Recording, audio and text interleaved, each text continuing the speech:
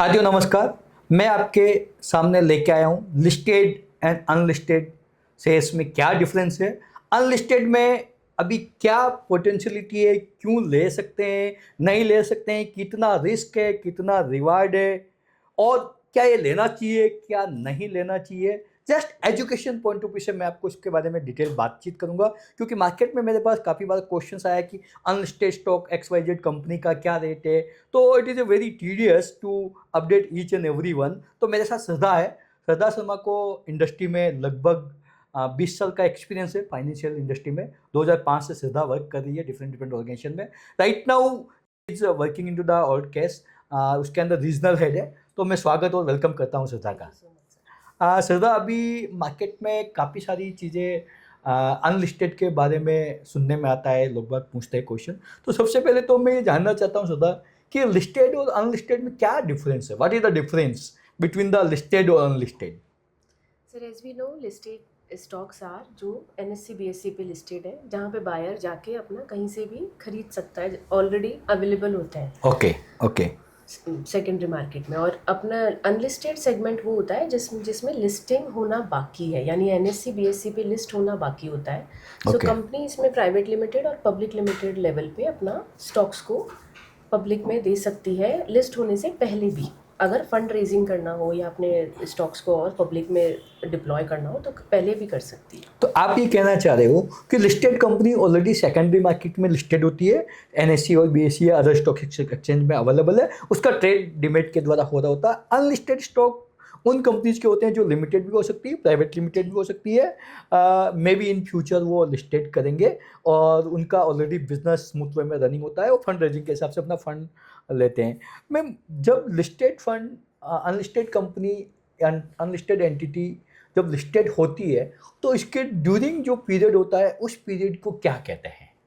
Sir उस period को आप जैसे DRHP फाइल होता है, एक लिस्टिंग होने का भी एक प्रोसेस होता है। ऐसा नहीं है कि आज मैंने उठ के सोचा कि आज मुझे लिस्ट करनी है अपनी कंपनी। सो ये प्रोसेस भी एक लॉन्ग ड्रिवन प्रोसेस होता है। इस प्रोसेस में बहुत सारे गाइडलाइंस को क्लियर करना होता है एक कंपनी को। तो लिस्टिंग में DRHP फाइल होने के बाद में विद इन 12 to 18 मंथ्स एक IPO आ जाना चाहिए, अगर किसी कंपनी ने अपना DRHP फाइल किया है SEBI के गाइडलाइंस के अकॉर्डिंग। तो ये प्रोसेस में जैसे अगर मैंने आज किसी शेयर को लिया है तो अगर मुझे जानकारी है कि इस कंपनी ने DRHP फाइल कर दिया है तो अब आने वाले 12 से 18 महीने में उसका शेयर लिस्ट हो जाना चाहिए on the stock exchange. Okay, तो आप ये कहना चाह रहे हो कि जब भी कोई एंटिटी अपने आप को लिस्टेड करना चाहती है तो उसको सेबी की प्रॉपर गाइडलाइन फॉलो करनी होती है, उसको DHR फाइल पुट करनी होती है, सेबी के मल्टीपल क्लियरेशंस लेने के बाद वो उसको लिस्टेड कर सकती है with in 12 to 18 month. Yes, ये एक ऐसा समय है जिसमें इसको करना ही चाहिए कंपनी को। Okay okay. नेक्स्ट मेरा जो आपसे जानना है मैम कि अनलिस्टेड स्टॉक में काफ़ी सारी रिस्क एसोसिएटेड है, जैसे कि लिस्टेड स्टॉक में जो अपन बात करें large cap, mid cap, small cap, multi cap, SEBI ने काफ़ी सारी क्लासिफिकेशंस दे रखी है। अनलिस्टेड स्टॉक किस कैटेगरी में आने वाला इसका अभी कहना बहुत टफ होता है, क्योंकि जब वो लिस्टेड होगा कितना मार्केट वैल्यूएशन है उसके ऊपर डिपेंड करेगा, क्योंकि टॉप 100 कंपनीज लार्ज कैप है as per the SEBI guideline. Next 150 companies यानी 101 से 251 तक जो भी कंपनी जाती है मिड कैप में आती है, रेस्ट ऑल स्मॉल कैप। अब न्यू जो लिस्टिंग होने वाली वो किस कैटेगरी में आएगी, स्मॉल में आएगी, लार्ज में आएगी, मिड आएगी, वी आर नॉट अवेयर। और जो ऑलरेडी लिस्टेड है वहाँ तो इजी लिक्विडिटी अवेलेबल है, जो भी मार्केट में प्राइस है उस समय उसको चाहें तो अपन सेल कर सकते हैं, जो मार्केट में प्राइस है उसमें चाहे तो अपन बाई कर सकते हैं। उसके ऊपर भी सेबी की काफ़ी सारी गाइडलाइन लागू होती है। कभी बहुत ज़्यादा वॉलेटिलिटी होती है तो उसमें पर्टिकुलर टाइमिंग के लिए बैन हो जाता है कि वो स्टॉक परचेज सेल नहीं कर पाएंगे 2 hours, 1 hour, 1 day, it's depend on the volatility. तो ये जो अनलिस्टेड स्पेस है इसमें लिक्विडिटी से रिलेटेड क्या आपका पॉइंट ऑफ व्यू है? क्या इसमें भी इक्वली लिक्विडिटी अवेलेबल है या इसका लिक्विडिटी का कोई डिफरेंट रोल है? और ये इसका कोई भी प्राइस चेक करना चाहे तो किस पे डिपेंड है? डिमांड एंड सप्लाई पे डिपेंड है या मार्केट में इसका कहीं प्राइजेस अवेलेबल है, या जो यू कैन से कि जो इसका प्रमोटर है वो डिसाइड करता है कि इसकी ये प्राइस मिलनी चाहिए? What is the way outs of the particular in unlisted space? So this is a very good question because सबसे बड़ा जो चैलेंज आता है वो लिक्विडिटी का ही होता है। Okay. कि हमारी जो भी इन्वेस्टमेंट है उसकी ब्यूटी लिक्विडिटी होनी चाहिए। अनलिस्टेड सेगमेंट अच्छा है, आपको बहुत सारे स्टॉक बहुत अच्छी प्राइसेस पे मिल भी जाते हैं, बट समहाउ समवेयर एक चैलेंज जो रहता है लिक्विडिटी का रहता है कि आप जल्दी से बायर मिलना मुश्किल है। बायर भी मिलते हैं बिकॉज अब बहुत जल्दी ये रिटेल सेगमेंट में बहुत पॉपुलर होता जा रहा है, तो बायर भी मिल जाता है। बट यही है, शर्त यही है कि बायर होगा तो आपका सेलिंग भी इजीली हो पाएगी। ओके तो liquidity is one of the phase जहाँ पर एक होल्डर को एक बायर मिलने तक का इंतज़ार करना होता है। ओके और प्राइजेस की बात है तो सर वो डिमांड एंड सप्लाई का ज़्यादा इसमें रोल रहता है कि किस समय किस स्टॉक की डिमांड आ जाती है, उसके ऊपर उसकी प्राइजेस का मैटर करता है। क्या सदा इनकी प्राइस भी डेली चेंज होती है, क्या फिक्स होती है? डेली चेंज होती है सर। इनफैक्ट समहाउ आप कभी कभी बहुत जल्दी जल्दी भी इसमें वॉलिटिलिटी देखते हैं। ओके, दो it all depends on the demand and supply. very nice. Sudha, let's suppose any investor who buy unlisted stock of ABC company. क्या लिस्टिंग होते ही वो कंपनी लिस्टिंग गेन बहुत अच्छा हुआ है उस कंपनी का, और वो जब अनलिस्टेड स्पेस में अवेलेबल थी उस कंपनी को उसने एक बहुत ही फेयर प्राइस पे परचेज कर लिया था और लिस्टिंग बहुत अच्छी हैंडसम प्राइस पे हुआ, क्या वो सेम डे अनलिस्टेड वाला भी सेल कर पाएगा और जिसको आईपीओ में मिला था वो भी सेल कर पाता है? यूजुअली आईपीओ में जिसको मिलता है वो तो इजीली सेल कर पाता है, जब whenever IPO is listing और available of the sale and purchase that time listed he can easily tradable. But what is the pros and cons with the you can say ki who buy when entity is not listed is going to be listed? What is the pros and cons? Sir this is one of the best call कि सेबी ने फिर से इसमें एक बहुत important role play किया है। सेबी ने इसमें 6 मंथ्स का फ्रोजन पीरियड दे दिया है कि आप अगर आईपीओ लिस्ट हो गया है तो उसके 6 मंथ्स तक एक होल्डर को होल्ड करना ही होगा। तो holding period is actually decided by the SEBI guideline कि आपको 6 मंथ्स तक आप सेल नहीं कर सकते। इस पीरियड में ही आप बाइंग एंड सेलिंग नहीं कर सकते, मतलब buying you can do but selling you can not do. Okay, so इसके पहले आप फिर भी अगर कोई बायर होता है आईपीओ लिस्ट होने से पहले अगर आपके पास कोई बायर है तो आप बेच सकते हैं, मगर इस 6 महीने आपको होल्ड ही करना पड़ेगा। ओके, तो पर्टिकुलर जो भी इन्वेस्टर अनलिस्टेड स्पेस में बाई करता है उसको जिस दिन लिस्टिंग हो गई उससे 6 महीने वेट करना है। Exactly, he is unable to sell at all, हाँ। चाहे इसकी प्राइस कितने भी अप जाओ कितने भी डाउन जाओ, but he is unable to sell. वो बाय जरूर कर सकता है, बाई करना is different, but he is unable to book the profit, he is unable to sell. ये सभी की गाइडलाइन है। Very nice. सुधा, मैं जानना चाहता हूँ कि इंडिया के अंदर कैपिटल मार्केट बहुत स्पीडी ग्रो हो रहा है, an number of companies every day listing हो रही है, तो कोई 10, 5, 20, 25 आप ऐसा नाम बताओ कि जो may be in near future going to be listed. जैसे कि मैंने काफ़ी सारे नाम सुने हैं, NSEs इन फ्यूचर में be listed, SBI mutual fund में बी लिस्टेड, ऐसे कोई 10-20 नाम, क्योंकि काफ़ी सारी कंपनियां अनलिस्टेड में है, इंडिया बहुत बड़ा है, बहुत सारी कंपनियां SME बहुत सारे लिस्टिंग प्रोसेस में आ रहे हैं। कोई 10-20 नाम जो आपको रैंडम याद हो कि ये मे बी इन फ्यूचर लिस्टिंग हो सकती है और अनलिस्टेड स्पेस में भी अवेलेबल है, depend on the demand and supply. Sir बिल्कुल सही है सर, जैसे आप बिल्कुल सही कह रहे हैं, कैपिटल मार्केट बहुत तेज़ी से बढ़ रहा है, अवेयरनेस बहुत अच्छे से बढ़ रही है इसमें इन्वेस्टर की। सो यहाँ पर अपने पास ने आपने बहुत अच्छे नाम ऑलरेडी ले दिए हैं, NSE ले दिया है, SBI म्यूचुअल फंड ले दिया है, पराग पारेख भी अब लिस्ट होने जा रहा है। ओके, और वैल्यूएशंस की बात करें तो बहुत ही अच्छे टर्म्स पे आ रहा है ये। और अपने ऑर्बिस फाइनेंशियल है, मेट्रोपॉलिटन स्टॉक एक्सचेंज भी इस दौड़ में शामिल है, जो कि तीसरा स्टॉक एक्सचेंज है अपने देश का, और बहुत कम अवेयरनेस है लोगों को कि NSE BSE और तीसरा अपना MSCI भी इस दौड़ में शामिल है। तो यहाँ पर मैं एक और जानकारी देना चाहूँगी सर कि ऑल्ट केस एक बास्केट भी देता है कि अगर कोई चाहे कि मुझे कैपिटल, जैसा आपने कहा कि भाई काफ़ी तेज़ी से बढ़ रहा है मार्केट, तो मुझे कैपिटल मार्केट के स्टॉक्स में इन्वेस्ट करना है और ऐसी बकेट बना के दीजिए, तो we serve such baskets also, जिसमें आप अपने हिसाब से क्यूरेटेड स्टॉक्स भी उसमें इन्वेस्ट कर सकते हैं। ओके, आप ये कहना चाह रहे हो कि जैसे कि लिस्टेड स्पेस में ऑलरेडी इंडेक्स बने हुए हैं, इसलिए से बास्केट अनलिस्टेड में भी जो ब्रोकर्स है वो प्रोवाइड करते हैं। जैसे कि अपन बात करें कि निफ्टी कैपिटल मार्केट इंडेक्स है, तो जितने भी कैपिटल मार्केट के प्लेयर है उस इंडेक्स में आ जाएंगे, तो इसी तरह से आप लोग भी ये प्रोवाइड करते हो। Very nice.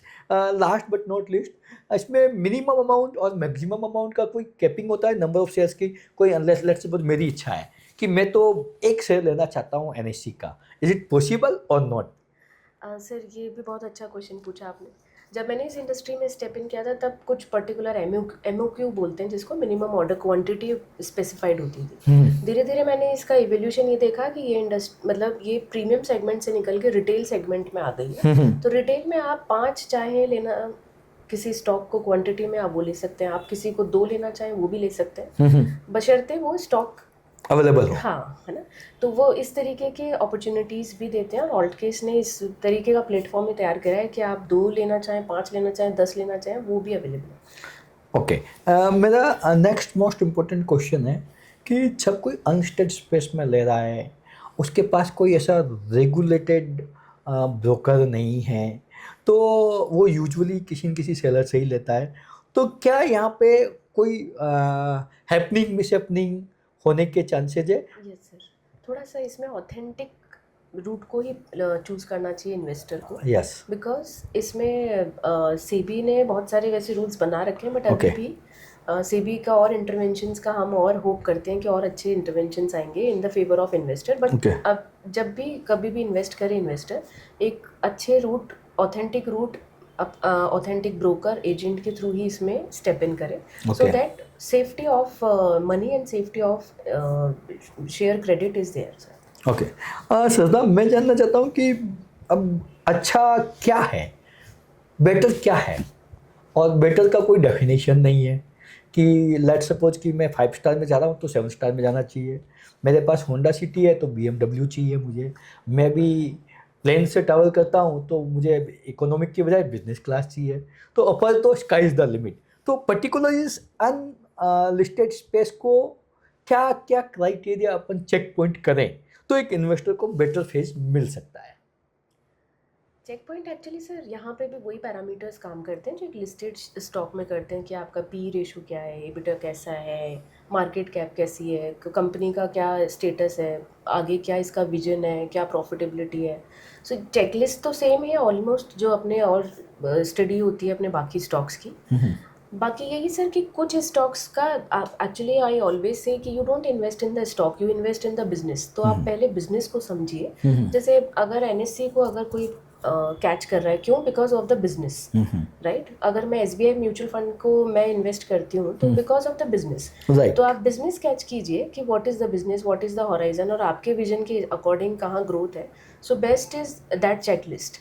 Okay, it's depend कि इन्वेस्टर के विजन को वो बिजनेस मैच करता है, नहीं करता है, उसका होल्डिंग पीरियड क्या है, उसको बिजनेस वो सूट करता है तो वो अनलिस्टेड में भी ले सकता है, लिस्टेड होने के बाद भी उसको बाय कर सकता है। बाय भी कर सकता है। मैं तो ये कहूँगी सर कि जो बिजनेस को आप समझ रहे हैं उसका आप हमेशा से थोड़ा हॉराइजन बढ़ा के चलिए, आप चाहे अनलिस्टेड सेगमेंट में स्टेप इन कर रहे हैं या लिस्टेड में।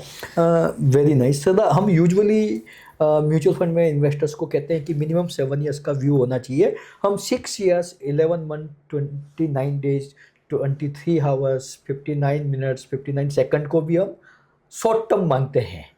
मिनिमम 7 ईयर्स प्लस होना चाहिए। तो इस अनलिस्टेड स्पेस में आपका प्रैक्टिकल एक्सपीरियंस क्या कहता है, किस टाइम पीरियड को आप लॉन्ग टर्म मानते हो, और उसके अंदर जो कैपिटल गेन का जो एस्पेक्ट है, जैसे कि लिस्टेड स्पेस में बात करें तो कैपिटल गेन का जो एस्पेक्ट है कि वहाँ पे जो capital gain after 1 year long term आ जाता है, शॉर्ट टर्म STCG आता जाता है बिलो 1 ईयर किसी भी आप कैपिटल को होल्ड करते हो किसी भी स्टॉक को। तो इस अनलिस्टेड स्पेस वाली में कैपिटल गेन का क्या पॉइंट ऑफ व्यू है? सर यहाँ पे ऑलमोस्ट डेफिनेशन तो सेम ही है, बट यहाँ पे हॉराइजन बढ़ जाता है। हाँ। 1 year short term capital gain जो है वो 2 साल की हॉराइजन पे आता है सर। ओके ओके, यहाँ पे बस थोड़ा डिफरेंस ये है क्योंकि एक्चुअली यहाँ पे माना जाता है कि आप किसी भी अनलिस्टेड स्टॉक में स्टेप इन हो रहे हो तो उसको आप एटलीस्ट 2 साल तो मिनिमम होल्ड कीजिए। ओके, सो दैट्स व्हाई इसका पैरामीटर भी चेंज किया है capital gains state. Taxation is the similar या चेंज?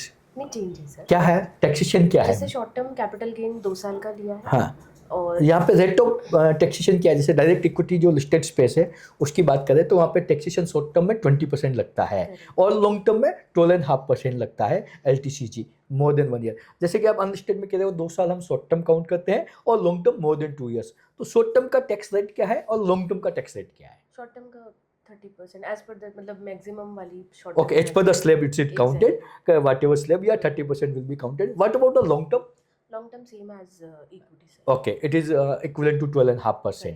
वेरी नाइस सर, आपने बहुत अच्छा नॉलेज दिया अनलिस्टेड स्पेस के बारे में।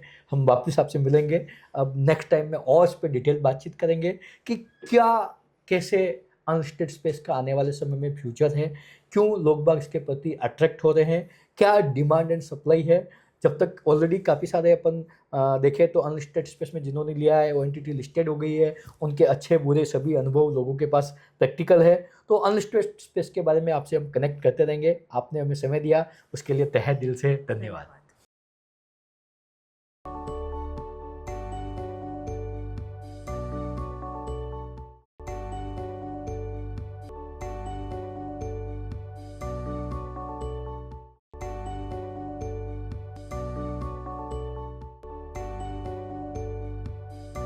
Mutual fund investments are subject to market risks. Read all scheme-related documents carefully.